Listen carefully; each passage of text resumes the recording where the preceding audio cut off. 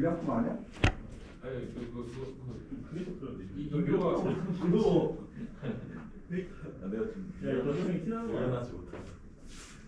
이거 광배를 얼마 키운 거야? 이거 아니라 입기도 전. 아니 사이즈가 뭔데? 라지? 엑스 라지? 아 선생님 여기 내가 나왔는데 있어야지. 지금 이제 요 이파리 타는 증상들 좀 볼게요. 이파리 타는 증상들 나오면은 이제 현장에서는 이제 그러니까 이게 이제 결로 피해를 확인을 해야 되는데 농약방이 이런 데 가면 일반 농민들께서는 다 아시는 게 양분 결핍으로 이제 오해하시는 경우가 상당히 많아요. 근데 이 보면은 이 방향이 있죠. 어때요? 한쪽 위치에서 전체적으로 나오고 있잖아요. 이게요. 이 얘기 뭐냐면은 바로 이제 그 물 떨어져서 생기는 거라 생각하시면 돼요. 물이 떨어지게 되면은 물은 우리가 생각할 때 15도씨 물이면은 그러니까 공기 15도씨라고 쳐요. 근데 이 물도 15도씨거든요. 아침에 물이 15도씨가 되면은 물 15도씨에서는 작물이 냉해를 받아요. 공기 15도씨에서 냉해를 안 받는데 그래서 이 냉해를 받고 그렇게 되면은 이제 냉해에서 잎이 괴사되는 그런 증상들이 예거든요. 그리고 요거는 물이 이렇게 맞아갖고 흐르게 되면 이런 증상들이 나오거든요. 그러면은 요게 다른 세균병과 유사하기 때문에 이제 세균병으로 오해하는 경우가 있는데 보통 이렇게 세균병 같은 게 왔으면은 하루에 한 번에 걸리지는 않잖아요. 그러면 이렇게 일률적으로 한 줄이 다 걸렸다고 하면은 보통 우리가 이제 환경에 대한 문제로 볼 수가 있겠죠. 그래서 일단은 이거 원인 구명은 2, 3중 이제 파이프가 멈추는 자리에서 떨어진 물에 의해서 냉해 입은 거고요. 그다음에 방법은 이제 괴산잎을 먼저 제거해야 되겠죠. 요거 잎을 남겨놓게 되면은 방울토마토는 피해가 적은데요. 일반 토마토 같은 경우는 잿빛 곰팡이 피해가 좀 심한 편이거든요. 그래서 이병 그러니까 이렇게 탄 이파리들을 제거하게 되고 그다음에 이 파이프 위치를 교정해갖고 그 식물체에 직접 물이 떨어지지 않도록 교정하는 것이 이제 우선이다. 이제 가끔가다가 이제 요거를 회복한다고 이제 세균병이라고 여기다가 뭐 약재를 뿌리신 분들이 계세요. 근데 약을 뿌리면 물 때문에 약해를 입었는데 물을 또 뿌리면 어떻게 될까요? 피해가 더 심해지겠죠. 그래서 이 원인이 무엇인지를 알고 대책을 세워야겠죠. 그다음에 이제 토마토 이거는 이제 다른 작목에서는 잘 못 봤고요. 토마토 중에서도 이제 대추형 토마토에서 이제 우리 제일 많이 먹는 대추형 방울토마토에서 주로 나왔는데 5월달은 성장 속도가 어때요? 굉장히 빠르죠. 공기는 건조하고 굉장히 성장 속도가 빠르시게요. 그래서 지금 이 줄기가 이렇게 터졌거든요. 잘라보면은 내부에는 별 이상이 없고요. 건조 후 급격하게 관수하여 표면이 터진 현상인데 일반적으로 대추형 방울토마토에서 주로 발생하고 있다. 그래서 이거는 뭐 우리 사람도 보면은 갑자기 살찌면 살 트잖아요. 똑같이 그렇게 생각하면 되고 이 터진 부분에 물만 들어가지 않으면 별 문제는 없어요. 그래서 터지고 나서 시간이 지나면 이게 아물어요. 그때까지 물이 닿지 않게 그 옆면살포를 좀 잘 안 해주시죠. 주의하시면은 이게 큰 문제는 되지 않더라고요. 그래서 이거 볼 때 저희들이 그냥 살튼 거예요 하고 말거든요. 그래서 물만 닿지 않게 하세요. 끝내요, 이것들이요. 실제로 뭐 아무것도 하지 않는 게 돈을 버는 것들도 있어요. 이렇게 별것도 이런 것들은요. 그다음에 이제 요새 저희도 논문 저희가 요새 문의 많이 들어온 것 중에 하나가 바로 이렇게 과일이 거칠거칠해지는 것들이거든요. 이렇게 실금이 가고 거칠거칠해져 이렇게. 근데 이게 왜 거칠거칠할까요? 이것도 흉터예요. 과일의 흉터. 그러니까 물이 맺히면요. 물이 이제 물도 아무리 과일이 왁스층으로 두껍다고 하더라도 이 과일에 물이 묻게 되면은 아무래도 삼투압이 생겨서요. 이 삼투압에서 과일이 실금이 가게 되면은 이 실금이 가고 나서 이제 이게 아물 때 나온 증상들이 이렇게 거칠거칠한 것들이. 그래서 저희가 결로가 많이 생겼냐 적게 생겼냐를 만질 때 일단 착색불량가가 결로가 생겼냐 아니냐를 알 수가 있고요. 그리고 착색불량가 아니다 하더라도 과일을 만져보면 거칠거칠하거든요. 그러면 우리가 여기 온실에서는 결로가 심했던 온실이구나를 봐요. 그래서 올해 지금 착색불량가들이 굉장히 많이 나오고 있어요. 일교차도 저기 심하고 난방도 안 하다 보니까 심하고요. 올해 이제 6월달 같은 경우, 7월달 같은 경우도 장마가 길었죠. 그래서 장마 끝나고 나서 이런 증상들이 많이 나왔어요. 그래서 일교차에 의해 하우스 내부 가습하여 토마토에 결로가 발생하고 이에 의해 미대월과 발생하고 미대월과 된 부위가 코르크화되면서 치유가 됐다. 그래서 치료가 된 거죠. 그래서 환절기 특히 새벽에 난방을 실시해서 이제 과일에 결로가 생기지 않게 하고요. 그다음에 유독팬을 가동하여 결로를 예방해야겠다. 그래서 이런 것들은 이제 뭐 농약으로 치료하는 게 아니라 그냥 별로만 생기지 않게 되면 이게 자동 사라지는 것들이라는 거거든요. 여기 심해지면 이제 착삭불량과도 같이 나온다. 이제 아마 뒤에 착삭불량과 얘기 나올 거예요. 이쪽에서. 그다음에 이제 지금 이것도 어제 저희 아시는 분도 이거 보내줬는데 그로스 모터 스팟이라고 해서요. 이제 상엽에서 하엽까지 동시에 마그네슘 증상과 유사한 증상이 발생을 해볼게요. 그러면은 보통 마그네슘은 아래서 생기는데 이게 전반적으로 다 발생하거든요. 그래서 이거는 지하부가 습하고 광이 부족할 때 발생하는데 요즘이에요. 또 요즘에 물을 늦게까지 주고 광이 부족하게 흐린 날에 며칠 되면은 이 그로스 모터 스팟이라고 하는 증상들이 발생을 해요. 이때 이제 방법은 배진의 토양 내 습도를 낮추게 해서 돼요. 이렇게 나오면 저 같은 경우는 드리퍼를 하나 빼주라고 해요. 드리퍼가 5개 뺐으면 1개 빼주고 4개였으면 1개를 빼줘요. 그럼 어떻게 해요? 배진의 함수율이 떨어지겠죠. 그들요. 내가 왜 그러냐면은 여기 있잖아요. 습도가 낮은 상태에서 광이 약할 때잖아요. 광을 강하게 만들 수는 없어요. 내가 어떻게 해요? 드리퍼를 하나 빼주면은 배진은 건조하게 갈 수가 있겠죠. 그래서 배진의 습도를 낮춰주고요. 그 다음에 이거 하기서 어때요? 마지막 관수를 빨리 낮추게 되면은 이제 근권 이시도 올라가고 근권의 함수율이 떨어지면서 이 그로스 모터 증상을 막을 수가 있다, 예방할 수가 있다.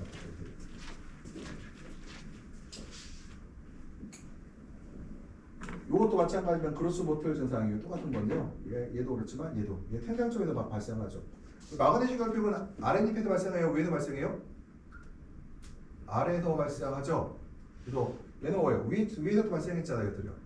그래서 얘는 아까 얘 사진은 지금 아래 사진만 보이는 건데 이거 보시면 얘랑 똑같은 증상인데 보통 이제 발생을 하고 있죠. 연맥이 노랗게 변하고 마그네슘과 교차가 유사하나 생산점 전체적으로 발생한다. 위아래 전체가 발생한다는 거예요.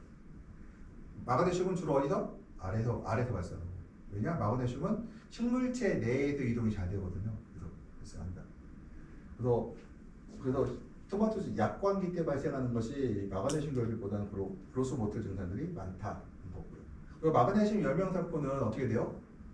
더 증상을 악화시킨다. 그래서 그 배지의 함수량을 낮추는 게 굉장히 좋은 방법이고, 그 다음에 증상이 심해지면 과합적 효율이 낮아져 생육에 지장을 발생한다.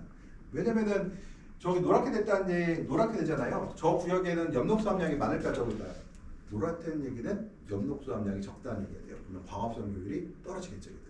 그래서 전체 생육이 뭐 죽거나 이런 건 아닌데 그러니까 눈에 보이진 않지만 전체적으로 생산성을 감소시키는 원인 중에 하나가 될 거예요. 저것들이 지속되면.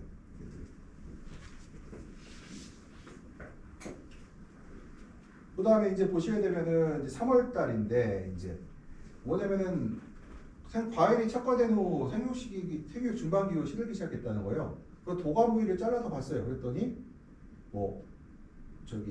발변된 흔적이 보이지 않는다는 거죠. 그래서 이게 왜 그럴까를 이제 희한한 사진을 좀 이제 잘라봤어요. 그랬더니 볼게요. 깨끗해요. 어때요? 깨끗하죠? 그러면은 깨끗한 얘기는 병이 감염된 거 안 된 거? 안 됐죠. 지금 깨끗해요. 근데 뿌리가 보면은요 없어요. 뿌리가 없어요. 뿌리가. 그래서 이게 이제 2월 달까지는 1월 달에 왜 괜찮았어요? 광이 없으니까 증산이 안 되잖아. 그러니까 그때까지 괜찮다가 왜냐면은 내가 물을 주든 말든 간에 뿌리가 좋아야 물을 흡수할 거 아니에요. 물을 아무리 많아도 내가 뿌리가 없으면 흡수가 안 되겠죠. 그래서 뿌리 활력이 낮은 상태로 가다가 3월 달 되니까 어때요? 갑자기 광이 세지고 나무는 덩치가 크고 광은 세고 그럼 어떻게 돼요? 증산량은 많아지고 흡수할 수 있는 물은 적다 보니까 식은 증상이 발생하죠. 그래서 이게 이제 토마토 직근이 발달하지 못하고 뿌리 발생이 불리하다. 토마토의 직근이 발생하는데 없어요. 그다음에 그 이유는 뭐냐면 정식 초기 잦은 관수로 토양이 과습하여 뿌리 발달이 안 좋아졌다. 그래서 이번 잡기는 시드는 식물체는 과실 비대가 완료된 부분 위쪽에서 그러니까 과일이 있어요. 그러니까 위에 새로 나온 거 먹으려고 하면은 절대로 안 돼요. 어떻게 해요? 우리가 먹는 게 없으니까 증산량을 줄여야 되겠죠. 그래서 증산을 줄이기 위해서 적심을 쳐서 새로운 잎을 안 만들어내고 기존의 잎도 어때요? 제거를 해서 기존에 착과된 것들만 수확하도록 노력하게 해야겠죠. 그래서 다음 작기부터는 정식 초기에 좀 건조하게 관리하고요. 비가 오고 흐리면 난방을 쳐서 토마토의 증산을 식물체의 증산을 유도한다. 흐린 날, 그러니까 겨울철에 오늘같이 흐리단 말이에요. 그러면은 그냥 가둘 게 아니라 뿌리 발달을 위해서는 증산을 유도시켜야 되고 증산을 유도시키기 위해서는 난방을 하고 창을 조금 열어놓는 것이 굉장히 유리하다는 거죠, 이들이요. 물론 난방 부위를 아끼려면 안 하는 게 좋지만 이제 뿌리 발달을 유도하기 위해서는 난방하면서 창을 중간중간 열어주는 것이 더 좋은 효과를 얻을 수가 있다. 그래서 뿌리 발달이 안 좋다. 병은 없는데 그래서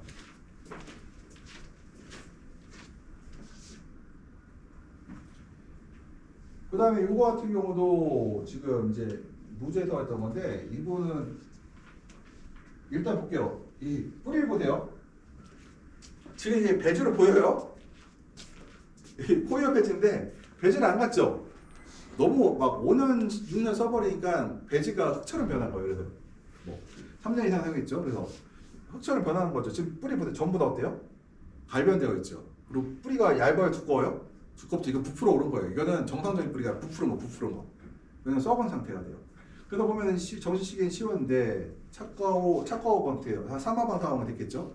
차가워 시들증을 해발생했고 배지를 3년 이상 사용하여 배지의 물리성이 나쁘다. 그래서 배지의 물리성이 거의 흙처럼 된 상태인데 그러면 여기서 흙처럼 변했으면 농사를 못 짓느냐? 아니에요. 그거는 흙처럼 변하면 어떤 문제가 생기냐면은 관리가 어려워요. 내가 관리를 잘하면 돼요. 배지가 좋으면은 관리를 조금 못해도 괜찮은데 배지가 나쁘면 어떻게 해야 돼요? 관리를 진짜 잘해야 돼. 우리가 오해가 있어. 배지가 좋으면 그러면 뿌리 안 썩느냐? 관리를 그지같이 하면 썩겠죠. 그럼 배지가 높으면 뿌리가 썩느냐? 그건 아니에요.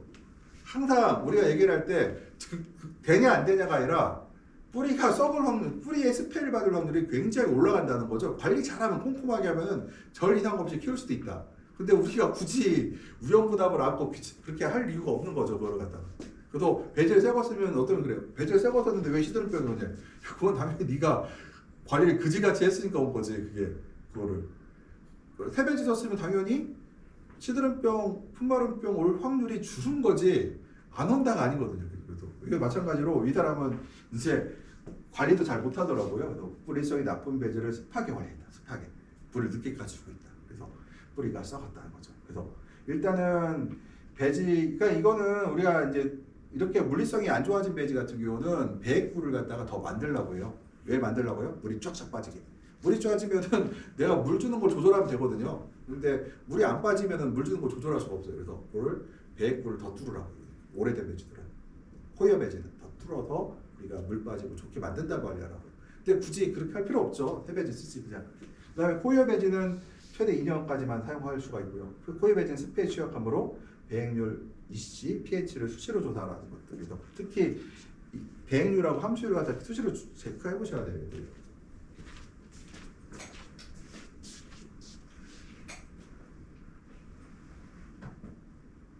이것도 마찬가지로 착광 안 돼서 확인해 봤더니 지금 꽃가루통이 지금도 좀 발견돼 있죠. 이렇게요. 그래서 이게 이제 요거는 꼭 약광기 꽃가루가 밀발생해서 이제 그런 거고 이제 벌의 과도한 활동으로 그런 건데 이쯤 꽃가루가 이 꽃가루통이 갈변되는 거는 일단 꽃가루 양이거든요. 꽃가루 양이 적다. 뭐에 비해서 벌에 비해서 적을 때 발생한다 보시면 되고 이때는 토마토 톤을 바로 처리하셔야 되고요.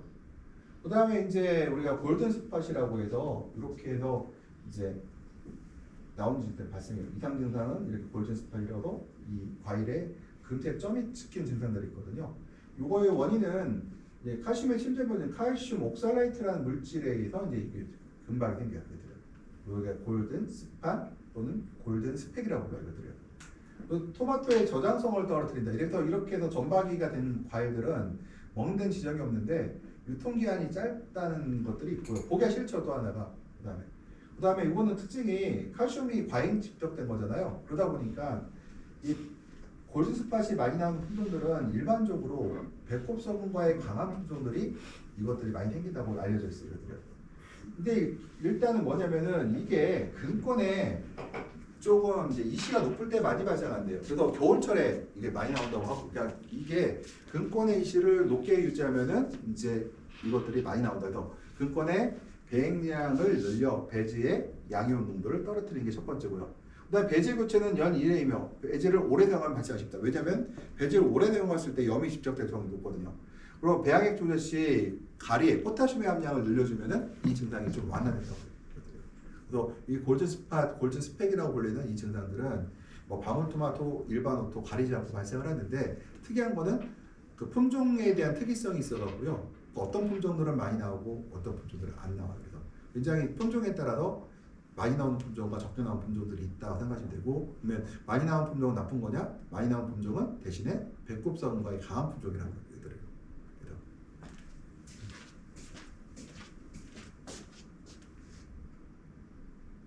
요거 이제 방울토마토예요. 예.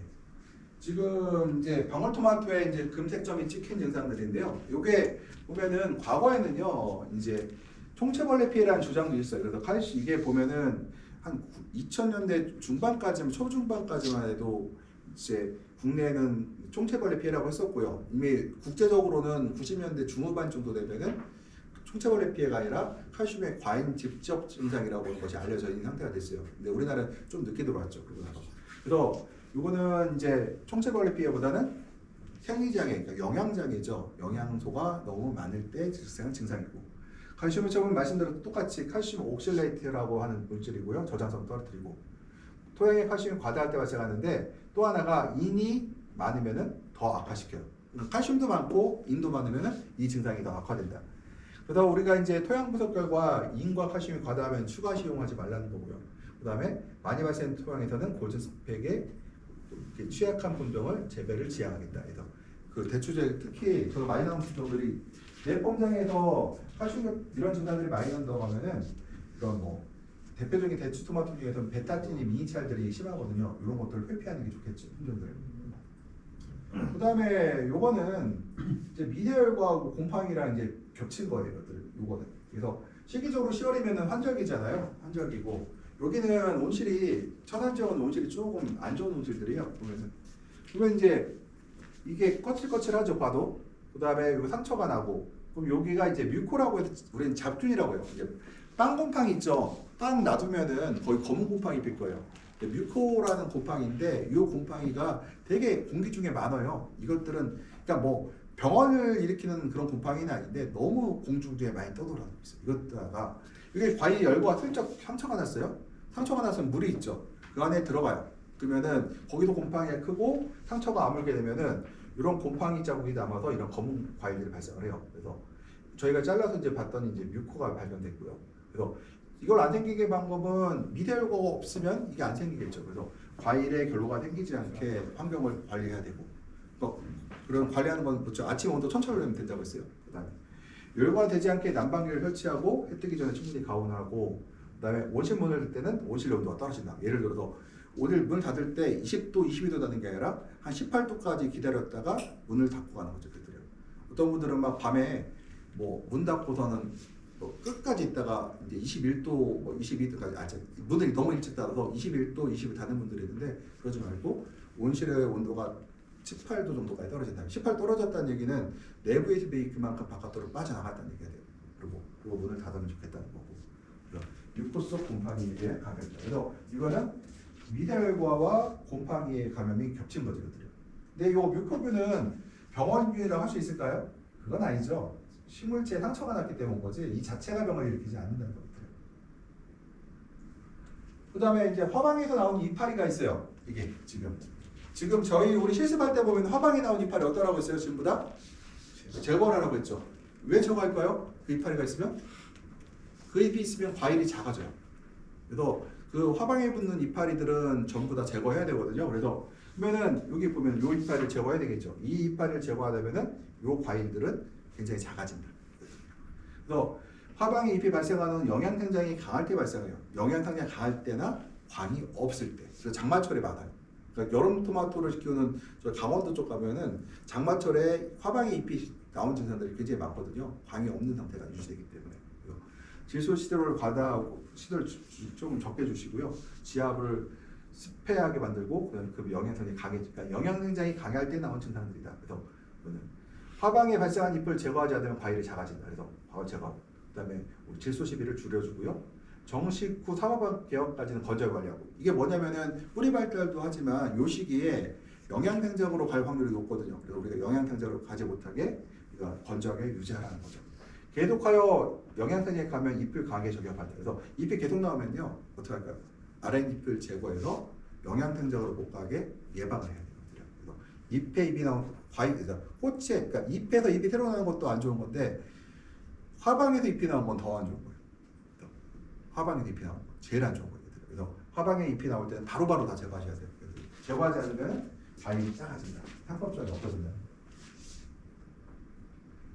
그 다음에 이제 생장점이 화방이 약해지고 현재빛 가늘어지면서 노랗게 변한다는 쪽이에요.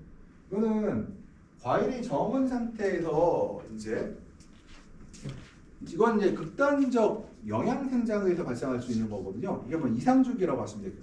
과일이 적은 상태에서 과광부가 발생하여 영양생장에 치우침. 과도한 영양생장으로 꽃이 약해지고 이상줄기 초기 생산됩니다. 보면 이상줄기가 뭐라고 했어요? 꽃이 아주 줄기가 납작해지는 게 이상줄기라고 했죠. 보면은 납작해지고요. 그 다음에 세력이 그러니까 왜 납작해지느냐? 납작해지고 이게 가늘어지는데 그 이유가 뭐냐면요. 생장점으로 칼슘과 붕소가 올라가야 새로운 세포가 만들어지거든요. 그러면 세포가 만들어져 어때요? 두껍게 줄기 유지하겠죠. 이 상태가 뭐냐면은 강한 영양 생장에 의해서 붕소와 칼슘이 생장점으로 가는 게 방해가 돼요. 그러면 칼슘과 붕소가 못 가죠. 그러면은 그 생장점의 세포가 작게 만들어져요. 개수가 작게. 개수가 작아지니까 어떻게 돼요? 가늘어지죠. 그러면은 우리가 어떻게 해야 돼요? 영양에서 생식으로 돌려야 되겠죠. 그러면 어떻게 해요? 야광과 주가 온도를 높여주고요. 배진의 습도를 낮추고 그 다음에 배액률을 낮추어 이시를 높여주고요. 과일 비례가 끝난 후 화방의 3회까지 적엽을 강하게 한다. 그러니까 적엽을 강하게 하는 거죠. 그래서 영양에서 생식으로 돌려라. 지금 이 증상들이 전부 다 뭐예요? 야광 온도와 주가 온도 높여다. 생식으로 돌려라. 배진 습도 낮추는 것도 생식이고 그 다음에 배준의 이시를 높이는 것도 생식이고 그 다음에 과일 비례가 끝나고 잎을 따주는 것도 우리가 영양에서 생식으로 변화시키는 것들이죠. 여기서. 그러면 뭐 여기서 원래 대가 가늘어지면은 영양제를 뿌리면 돼요, 안 돼요? 뭐 우리 약을 팔면 해줘야죠. 대신에 약을 팔고 대신에 관주 약을 팔고 뭐 해야 돼요? 아 대신에 이거 뿌리면 잎도 좀 따주시고요. 그 다음에 뭐 해야 돼요? 함수율도 떨어뜨려 주시고요. 이시도 높게 관리하시고 하면은 주간 온도도 좀 올리시고요 하면 어때요? 해결이 되겠죠. 그러면은 약발인 거죠. 약발인 줄 알고 또 사러 오죠. 그러니까 우리가 환경보다 우리가 뭘 뿌려서 해결하기보다는 환경으로 하면은 환경으로 해야 되게 환경이 문제가 있었던 거잖아요. 그래서 영양에서 생식으로 돌리는 쪽으로 우리가 했는 거죠. 그래서 제가 뭐 그런 얘기를 제가 이제 농담을 한 예 중에서 옛날에 이런 적이 있어요. 2월달에 이제 한 10년 전에 이제 후배들하고 나 농담 중에 뭐였냐면은 12월에서 2월달 가면 세력이 이제 좋아지기 시작해요. 그러면은 2월 되면은 그러면 어떻게 하냐면은 영양제를 하나 만들어서 갖다 줬거든. 사장님 이거 뿌리면은 세력 좋아져요. 과일 꽃도 잘 피고 좋아져요. 좋아지겠죠. 2월 달인데 3월도 좋아지겠죠. 그러면은 보름쯤 가다 좋아졌죠. 또 하나 줄 거라면은 아 이제 명의로 소문나지 않겠냐 이제 얘기를 했었죠. 근데 여기도 마찬가지로 제가 저기 얘기를 드린 거고 농담을 했는데 그렇게 해도 될 것 같아요. 근데 보면은 이거 되게 웃겼던 상황이에요. 보면은 이게 지금 공주의 문제에서 발생했던 건데 시기가 2월이에요. 정식 후 보름이 지났어요. 근데 재미있게 이게 모종판에 있는 나무고 얘는 모종판에 있는 거고 얘는 정식한 거예요. 근데 우리 일반적으로 모종판에 있는 게 커요? 정식한 게 커요? 보름 지나면 정식한 게 커야 되잖아요. 근데 정식한 거는 가만히 있고요. 어때요? 여기는 정식한 건 가만히 있고 예. 저기 모판에 있는 게 크죠? 그래서 왜 그런가를 봤더니 이제 뿌리가 발달이 하나도 안 돼 있는 상태. 뿌리가 그대로죠. 발달이 안 돼 있죠. 발달이 안 좋아요. 왜 그럴까 했더니 첫 번째 이제 토마토 정식 후 여기가 식양토에 물이 안 빠지는 게요. 근데 배수가 잘 되지 않는 경우인데요. 일단은 정식 후 자중 관수를 통해서 토양이 매우 습한 상태가 됐어요. 그 습한 상태예요. 근데 저온 관리를 해요. 우리 뿌리 저온 관리하게 되면 여쭤보겠어요. 저온이면은 같은 물량이라고 하면 유효수분이 많아요. 유효수분이 많아요, 적어요. 저온이면 적어지. 같은 물량이라도 그 물량의 유효수분이 적어져요. 그리고 온도가 높아지면은 같은 물량이라도 유효수분이 늘어나거든요. 그러면은 저온 물은 많이 주고 그 다음에 저온 관리 있잖아요. 그러면 어때요? 식물은 굉장히 습하게 느끼겠죠. 그러면 뿌리 발달이 안 되겠죠. 그러면은 뿌리 발달이 안 되니까 왜 보라색을 변했을까요? 양분 흡수를 못해요. 양분 흡수를 못하니까 바로 보라색과 노란색 변하거든요. 양분 흡수가 안 되면 보라색으로 변하고 노란색으로 변하거든요. 나무들이. 토마토, 오이, 파프리카 다 똑같이 변해 이렇게. 그래서 이런 경우는 어떻게 할까요? 일단은 배수로에 이제 뭐 식양토와 배수를 잘 하게 만들어야 되는 거고, 식양토에서는 정식 후 개화기까지 건조하게 관리하라. 그래서 이 사람한테는 이제 첫 번째 할게, 물 주지 말아라. 그다음 두 번째, 온도 올려라. 이거밖에 할 게 없어요. 여기다가 뭐 뿌리 밝은데 무슨 소용이 있어요? 지금 일단 해야 될 게 뭐예요? 말리고 온도 높이고 두 가지를 해야지만 이게 해결이 되겠죠. 이거들은. 그래서 제가 요사이라 되게 재밌었던 게 어떻게 묘판에 있는 묘가 정식한 묘보다 더 클 수가 있냐, 지금 이런 상황이었거든요. 그래서 제가 그쪽에 한 20년 있다 보니까 별의별 사건을 다 있어갖고 재밌는 것들 많이 자료가 있어요. 그다음에 이제 배진의 이제 pH 상승에 대한 이제 철결핍인데요. 엄청 무섭죠. 뭐냐면은 생장점에서부터 일단은 철결핍인데 잎이 노랗게 변하면 착화가 되지 않나요? 생장점부터 아래로 내려가요. 왜 아래로 내려갈까요? 키가 크니까 아래로 내려오죠. 점점 이런 아래에 있는 놈이 노래지는 게 아니라 위에 있는 잎이 아래로 내려간 것뿐이에요. 그러면은 배양액은 pH 정상이었어요. 5.8. 그러니까 내가 공급 사이트 pH는 5.8로 정상이었다. 근데 배진의 근권 pH가 7.2로 되면 철이 불용화되었다. 재배 초기 과다한 영양 생적으로 배진의 pH가 상승하였던 거죠. 그러면 배진의 pH를 내리기 위해서는 어떻게 할까요? 이 질산칼슘 산수염을 갖다가 암모니아 태질소가 섞여 있는 힙수염으로 교체한다. 그래서 힙수염으로 교체할 때는 사수염 대비 90%의 비율을 넣게 되죠. 그다음에 EDTA-철에서 액상철로 교체한다. 배액 및 배진의 pH를 측정하여 pH가 상승하면 암모니아 태질소 공급 물려주고 철로 바꿔준다. 배양액은 오래되면 불용화되므로 15일 내에 사용한다. 그래서 철은 오래되면 불용화가 심해지거든요. 그래서 철 같은 경우, A톤 같은 경우가 15일 이상 되면 불용화율이 높아지기 때문에 철을 좀 비료를 자주자주 교체해주라는 뜻이죠. 그래서 pH가 높아도 철벽 비밀이 되겠습니다. 그 다음에 여기는 이제 볼게요. 제가 이거 거꾸로예요. 지금 이제 연맥이 타고 잎이 노랗게 변해요. 그래갖고 생장피 노랗게 변하고 있는데, 그래서 철결핍 판정이 나왔어요. 그래서 배양액을 봤더니 pH가 4.2예요.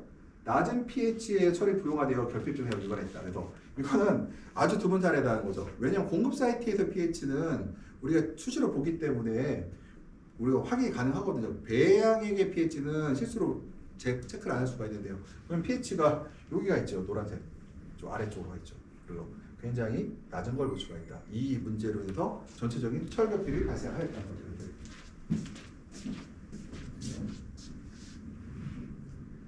그 다음에 여기는 보세요. 철결핍이 왔는데 지금 pH 문제는 아니었던 것 같아요. 여기 보면은 쭉 가는데 여기만 철결핍이 왔잖아요. 그래서 내가 이거를 갖다가 이제 pH를 측정했더니 뭐 5.8에서 6.3으로 정상이었어요. 그래서 이제 여기도 오래 썼는데 뿌리를 뽑아왔어요. 어때요? 뿌리가 그냥 뽑히죠. 하나도 없어요. 그러니까 이거는 뿌리가 충분히 발달하지 못했기 때문에 이제 그러니까 배지가 습해서 그러다 보니까 발달을 못했고, 그러다 보니까 이제 철을 흡수하지 못해서 왔던 철결핍 증상이에요. 그러니까 이거는 철결핍은 온도가 낮아도 발생하고 과습이어도 발생하고 pH가 낮아도 발생하고 pH가 높아도 발생을 해요. 그래서 우리가 제일 많이 보는 건 pH가 높을 때 발생하는 게 가장 많이 보는 철결핍들이죠. 철결핍은 생장점에 발생하기 때문에 다른 영양 결핍보다 피해가 굉장히 심각한 편이에요. 보통 철결핍 오게 되면은 한 2주치 정도 수확이 날아가 버리거든요. 2주치라고 하면은 우리가 1년에 수확할 수 있는 기간이 한 8달, 9달, 10달인데 수확량이 거의 5%, 10%, 5% 이상이 날아간 거라 이때는 피해가 굉장히 커져요. 철결핍 이렇게 해서 과습인데 어떤 과습? 소요가 오래돼서 온 그런 과습이 되겠죠. 그 다음에 이제 여기가 또 여기도 마찬가지예요. 지금 이제 세도 지역에서 대전이었나? 일단은 보면은 과일이 자꾸 안 익는데요. 그래갖고 제가 훑었어요. 이렇게 훑고 나니까 수확이 빨라졌다고 하시더라고요. 그래서 과범물가 발생하여 광합성분이 과일로 가지 않고 입에서 소모하고요. 또 강한 저격을 실시해서 이제 과일의 비대를 촉진시키고 햇빛에 노출시키라는 거죠. 이렇게. 그래서 그것을 해결했죠. 우리가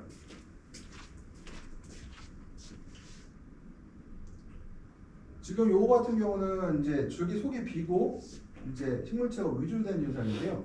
이거는 전국에서 이제 발생했던 건데 이게 속이 비면 제가 뭐라고 했어요? 이렇게 속이 스포츠화가 되면 우리 먼저 해야 될 게 적심치라고 했죠. 여기서 수확이 안 되니까 그래서 이제 여기서 더 커봐야 여기서 꽃이 피는 건 약해요. 그래서 수확이 제대로 안 되기 때문에 적심치라고 그랬어요. 보면 왜 그런가 봤더니 이 빨간색 보이죠? 빨간색이 바로 포자예요. 붉은색 포자인데 곰팡이 포자거든요. 그래서 이제 병이 발생할 수 있다는 거기서 이제 온 거고. 그다음에 요것들이 이제 막아서 이제 시드름병이 발생해서 못 올라간 건데, 바로 우리가 이런 경우에는 적시장 바로 이제 적심치고 조기에 종료하고, 지금 요거 봤을 때 이제 원인 중에 하나가 저희가 보니까 구배가 틀어진 거더라고요. 구배가 틀어져서 이거 구배가 이렇게 있었는데 물이 빠져나가야 되는데 물이 고여갖고 거기서 시드름병이 발생한 거다. 그래서 이때는 구배를 교정하지 않으면은 계속해서 재발하겠죠. 그 다음에 계속. 그래서 우리가 보통 수경 재배할 때 작기가 한번 끝나고 나면은 구배를 한번 확인해 보셔야 돼요. 우리가 이제 수평자가 있거든요. 요새 스마트폰으로도 수평자를 만들 수가 있어요. 그래서 어플 받아갖고 수평을 맞추셔야겠다. 그 다음에 이제 여기 같은 경우 볼게요. 나무를 보세요. 아유, 나무가 어떻습니까? 굉장히 강하죠. 막 뒤틀림도 엄청 심하죠. 그래서 잎이 뒤틀리고 줄기가 굵어지고 생장점은 굉장히 노래지고 있어요. 그거는 굉장히 과본무가 많이 되어 있는데요. 이건 광량이 풍부한데 잎수와 면적에 비해서 과일수가 부족할 때 발생을 해요. 그러니까 잎은 많은데 과일이 없으면 이게 뒤틀림 심하다는 얘기죠. 그럼 어떻게 해야 돼요? 우리가 이파리를 전부 다 쳐서 과일수와 잎의 개수를 맞춰야 되겠죠. 안 맞춰주면 계속해서 이런 뒤틀림들이 발생한다. 그러면은 과일은 작아지고, 과일이 작아지면 생산량이 줄어들겠죠. 그래서 이거는 착과에 실하고 잎이 과일보다 많으면은 저격을 지시해서 광합성을 줄여라. 우리가 광합성을 많이 해야 된다고 알고 있잖아요. 근데 어떤 경우에는 광합성을 줄여야 될 수도 있다. 뭐예요? 과잉으로 식물체가 필요한 이상으로 광합성을 할 때는 오히려 그것 때문에 세력이 너무 강해지죠. 얘들이요. 사람도 마찬가지로 계속 먹으면 어떻게 돼요? 살찌잖아요. 얘도 빛을 계속 받으면 살찌겠죠. 근데 키도 안 크고 열량을 쓸 데도 없는데 운동도 안 하고 있는데 계속 먹으면 어떻게 돼요? 계속해서 양분이 저장되면서 이제 안 좋은 일들 발생하죠.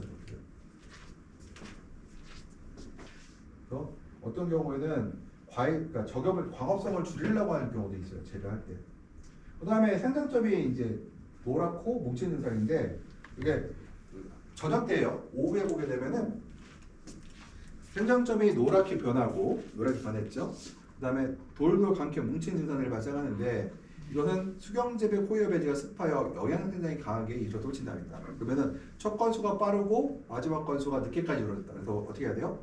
관수 마감 시간을 해지게 2시간 이전까지 하여 광이 빨리 마감시키고요. 첫 관수를 해 뜨고 2시간 정도 실시해서 광역하면서 늦게 물을 주라는 얘기죠. 늦게 물 주고 일찍 끊으면은 이런 문제들이 해결될 수 있다는 것들이에요.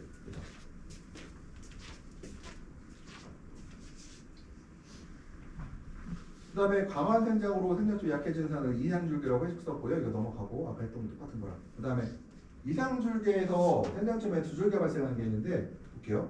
아주 재미있는 증상입니다. 지금 어느 게 원순이에요? 이게 겹순이 아니에요.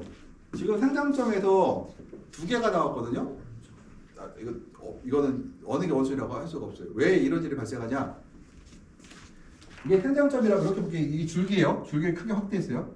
이렇게 줄기가 확대했는데 여기가 칼슘하고 붕소가 가야 되는데 못 가요. 그럼 어떤 일이 생기냐? 저대로 못 가면은 요 세포가 만들어져야 죽어요. 그러면은 여기 세포는 죽었는데 여기 세포가 살아있어요. 그럼 어떻게 될까요? 이렇게 나와요. 그러니까 굉장히 세력이 강할 때 나오는 증상들인데요. 그러니까 이 세력이 강하면 붕소와 칼슘이 이 생장점으로 충분히 못 가고 이 조직이 괴사하게 되면은 이 괴사한 쪽에서는 못 클 거 아니에요? 근데 살아있는 조직에서 순이 올라가서 이렇게 나오는 것들이 있다. 뭐 하나 제거해야겠죠. 뭐 봐서 하나 제거하시는 게, 왜냐면 두 줄기 키우면은 저기 양쪽 다 과일이 작아질 수가 있어서 하나 제거해야 되겠죠. 영양택이 과도하여 칼슘과 붕소가 충분히 공급되지 못할 때 발생한다. 기존에서 일화방 착화되어 과실을 비대하기 전에 배지 함수량을 줄이고 배양량이 더 높고 배양량을 줄여 배지 내실을 높여주고 일화방 밑으로 강한 저격을 실시한다. 저격을 하면 뭐예요? 광합성량이 줄어들고 세력이 약해지겠죠. 이거는 일종의 이런 증상은 이상줄기라고 해요. 일반적으로 통틀어서 이것도 이상줄기 보면 줄기가 이상하잖아요. 이상줄기. 줄기에 구멍 뚫리는 것도 있고 이렇게 두 가지로 나눈 것들도 있어요. 이거 전체적으로 우리가 이상줄기라고 한다. 이거를. 볼게요. 문제에서 얘를 보고 우리가 뭐라고 한다? 1번 이상줄기 맞아? 맞죠? 이상줄기 증상이죠. 그래서 여기도 지금 과일이 안 익고 너무 이제 크게 자라는데 여기는 오히려. 그래서 왜 그럴까 했더니 과일이 햇빛을 못 보니까 너무 안 익는 거야. 그러니까 너무 안 익으면 어때요? 과일은 비대가 되는데 그러니까 과일의 비대는 광합성에서 올라가고요. 그 다음에 과일이 익는 속도는 적산 온도에서 익어가는데 얘가 지금 적산 온도보다 광합성량이 더 많은 거예요. 그럼 어떻게 돼요? 과일이 너무 빨리 과일은 비대되고 익지 않겠죠. 그래서 우리는 중요한 게 일단은 뭐 좀 빨리 따는 게 좋거든요. 일단 그래서 강한 저격을 이렇게 저격 전이고 저격 후인데 강한 저격을 통해서 이렇게 노출시켜 버리면 수확을 좀 더 빨리 하고 과일은 그러니까 너무 작은 과일은 크게 만들 수 있고요. 거꾸로 너무 큰 과일은 작게 만들 수 있어요. 이렇게 잎을 훑어버리면.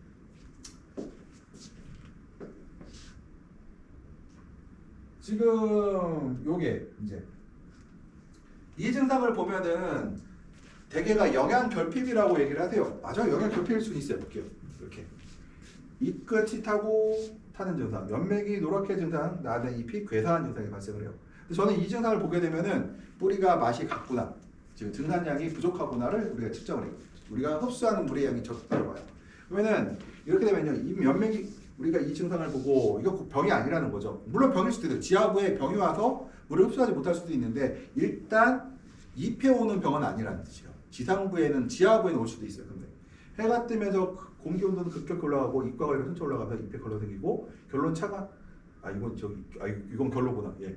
결론은 차가운 물로 식물체 잎에 냉을 발생시켜 노화를 촉진시키고 일출 전 가온을 실시하여 온실 온도를 해 뜨기 전 올리고 그래서 온도가 이거는 이제 결로네요. 결로에 의해서 발생한 증상이고 이파리가 뿌리가 안 좋을 때도 이 증상이 나타나요. 그래서 뿌리가 안 좋을 때도 나타나고 결로가 많을 때도 발생한다. 결로에서 발생하고 지금 요거는 이제 부종인데 중간고사 냈었죠. 많이 틀렸더라고요. 부종. 네.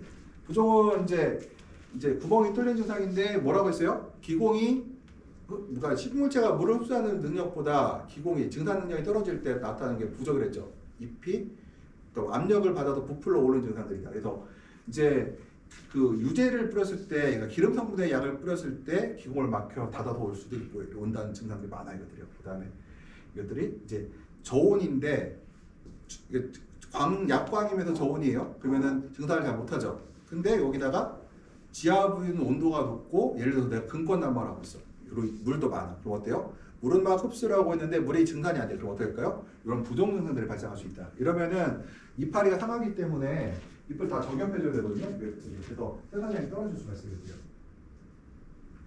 요것도 우리가 이제 요것도 바로 부종 증상들이고요. 이것도 얘는 파라핀 오일 이제 맞아갖고 이제 증상이고 파라핀 오일에서 이게는 좀 대형 농장에서 났던 사건이에요. 파라핀 오일을 묻고 나니까 증산을 못하고 기공을 막고 뿌리압에 의해서 물이 몰면서 이렇게 부풀어 오르는 증상이 발생하고 있다. 요거는 여기도 부종이 있죠. 이렇게 부종. 요거는 이제 가끔 가다가 이제 육묘장 내일 갈 때도 내일 이제 오후에 갈 때가 자가육묘를 하는 집이거든요. 자가육묘를 하는데 이게 접목을 했는데요. 그러니까 접목이 아니라 이렇게 내가 이제 묘를 키우고 있는데 근권의 온도는 높은데 이제 증산을 제대로 못할 때 기공이 닫힘으로써 로켓들이 발생하거든요. 그래서 육모장이 밀집되어 습한데 근권 난방을 하여 지하의 온도는 높을 때. 그럼 여기서 이런 일이 발생하면 어떻게 해야 돼요? 근권 난방을 멈춰야 되겠죠, 그들요. 기공이 닫힌 상태에서 지하부 습도, 공기 중수도 높은 상태에서 주로 근권의 온도가 높아서 이제 부풀어 오른 증상들이 발생해요, 그들요. 지하부를 건조하게 할 것, 그다음에 난방을 하여 잎의 온도와 공격을 높일 것, 환기를 자주 하여 공기 습도를 낮추게 되면 바로 이 오데르마입니다. 이거 오데르마라는 게 네덜란드 언어거든요. 그래서 지금도 영어로 얘기 없어요. 제가 이제 한국말로 쳤는데 저는 이제 부족이라고 하고 저희 네덜란드 말로는 오데르마라는 표현을 해요.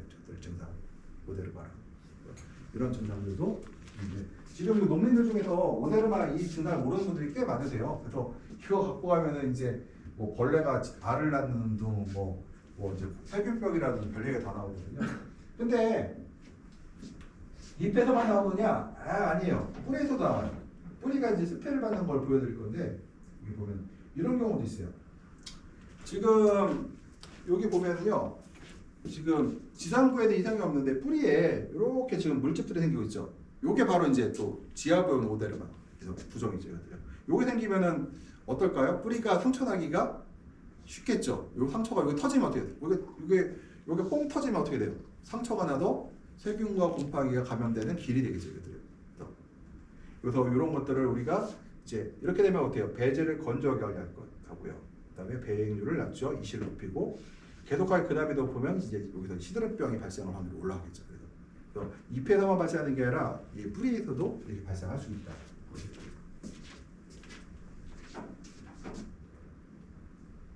지금 이건 착색 불량과를 보여주는 건데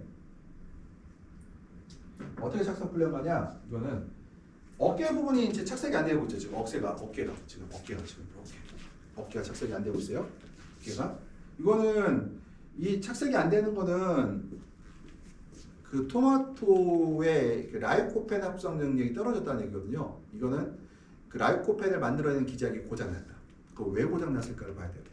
첫 번째가 이제 이거 이유가 여러 가지가 있어요. 첫 번째가 고온, 그다음 두 번째가 저온. 그래서 이게 요 시기는 6월이잖아요. 직사광선을 그대로 받으면 어깨가 이렇게 돼요. 그래서 이거를 우리가 4, 5, 6월 달에는 과일이 햇빛을 못 보게 노출 안 시켜. 특히 우리 상위 과일들은 새로 어린 과일들은 햇빛을 못 보게 우리가 가려주고 있어요. 차광을 해주고 이파리로 가려줘요.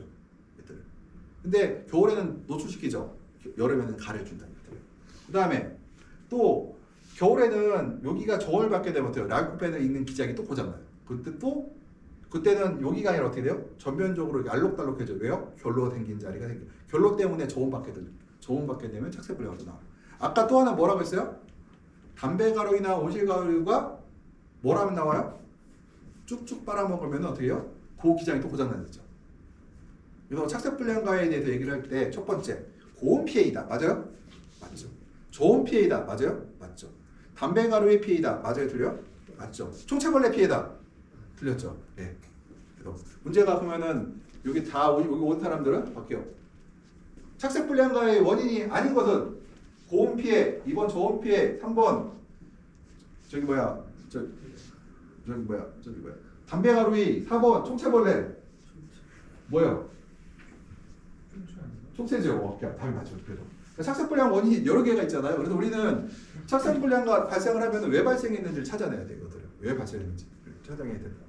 이것은 근데 6월 달이면 보나마나 그 위치가 어깨잖아요. 딱 보면 그러면은 어깨는 햇빛을 많이 보니까 당연히 시기는 6월이고 그러면은 강광해에서 발생했구나를 우리가 알 수 있죠. 근데 여기서 이제 농약반감이 돼요. 칼리가 부족해서 그렇다고 또 칼리를 그래. 맞아요. 칼리 되면 해결돼요? 해결이 안 되죠. 뭐요? 차광해야 되죠. 50% 차광하고 위에다 씌워가야 되고 위에다 차광을 해야 되죠. 그다음 칼리가 부족하면 왜 어깨만 그래? 그다음에 이제 호이어 배지의 잘못된 배액구 설정으로 이제 하는 것들이에요. 그래서 이게 뭐냐면은 호이어 배지는 안면 배지 대비 어때요? 물 빠짐 좋아야 나빠요. 일반적으로 나쁘죠. 그다음에 구질성이 떨어지죠. 그래서 보통 저희 같은 경우는 이제 볼게요. 생장점이 굴곡이 생기고 그래서 그 뭐냐면은 막 이파리가 이렇게 굴곡이 생기고 그다음에 황화가 되기 시작했어요. 그래서 이거 왜 그러냐 했더니 우리가 스페로 좀 보고 있었어요. 그래서 일단은 왜 그럴까를 봤더니 일단요 여기 봤더니 물 자체는 많이 들어가지 않아요. 근데 많이 들어가는데 습해가 나와. 그 옛날에 저기 세도 조합장님 때도 갔더니 지나가다 들리니까 배지가 무거운 거예요. 그러다가 전화를 했어요. 물 언제까지 주세요 했더니 3번밖에 안 줬대. 물은 얼마 안 들어갔는데? 하고 탁 들어보니까 이만한 배지에 구멍이 하나 뚫려 있는 거예요. 그래갖고 전화 드려갖고 사모님 오시라고 해서 구멍 다 뚫으라고 갖고 왔었거든요. 왜냐? 적게 줬는데 물 빠짐 보세요. 이 배지가 보이죠? 요거 하나 뚫었어. 그럼 어때요? 물이 고이겠죠? 물이 고이면 습해가 발생하겠죠? 그래서 그렇게 발생했단 말이에요. 그럼 이거 뭐 해야 돼요? 구멍을 더 뚫어야 되겠죠, 여기를 갖다가. 그래서 우리가 이 습해가 물이 많은 이유가 물을 많이 줬을 때도 있는데 가끔 가다 보면은 구멍을 안 뚫어서 그런 경우도 상당히 많아요.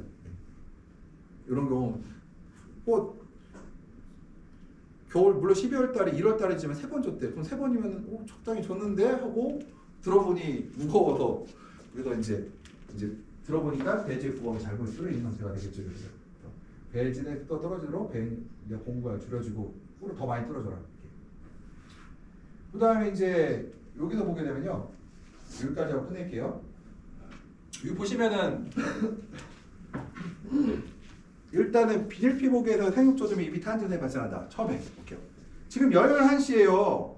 물방울 맺혀 있죠. 그러면 광이 지금 어때요? 딱 봐도 좀 어두워 보이지 않나요? 안 그리죠. 그럼 보게요. 지금 광도 없는데 물방울까지 맺혔어. 그럼 이거 3월 달이잖아. 제가 볼 때 12월, 1월 달에 안 그랬을까? 있었죠. 그러면 그러니까 생육이 안 좋아. 입만 크고. 그래서 보니까 이제 물방울을 맺히니까 이제 생육은 입만 크고 과일은 없고 그다음에 물 떨어지니까 잎이 타고요. 그래서 이분한테 물어보니까 보니까요. 이제 이중 피복제를 사용한 지가 3년이 지났어요. 요거 사용 지가. 그래서 이중 피복제는 보통 PE를 쓰는데 우리가 PO는 3년을 쓸 수가 있는데요. PE는 1년 쓰고 교체를 하는 게 원칙이에요. 1년 쓰고 버려. 신기하죠. 구멍 안 뚫렸는데 버려. 왜 버리냐? 바로 이것 때문에. 그래서 재밌는 게 이제 어떤 분이 어떤 사모님이 그러시는 거예요. 갔더니 내가 1년째 농사 못 보러 질 때 농사가 잘 됐다는 거예요. 근데 2년째는 좀 덜 되더니 3년 되니까 농사가 더 안 된대. 이분이 하신 말씀이에요. 그래서 제가 아무래도 땅이 오래돼서 그런 거 같아요. 그래서 내가 그 땅이 오래돼서 그런 거예요? 시간이 지나면 어때요? 비닐이 점점 안 좋아지고 있죠. 그러니까 비닐이 안 좋으니까 농사가 계속 안 된 거죠, 이들은. 그래서 우리가 이제 그래서 작게 완료되면 이중피부 일단 교체하라고 했죠. 일단. 근데 이게 우리 이제 논산부여 같은 주산단지하고 이 주산단지 아닌 지역의 차이가 뭐냐면은 주산단지가 피복제 교체가 되게 빨라요. 굉장히 빨라요. 근데 주산단지 아닌 피복제 교체를 잘 안 해요. 구멍 뚫릴 때까지.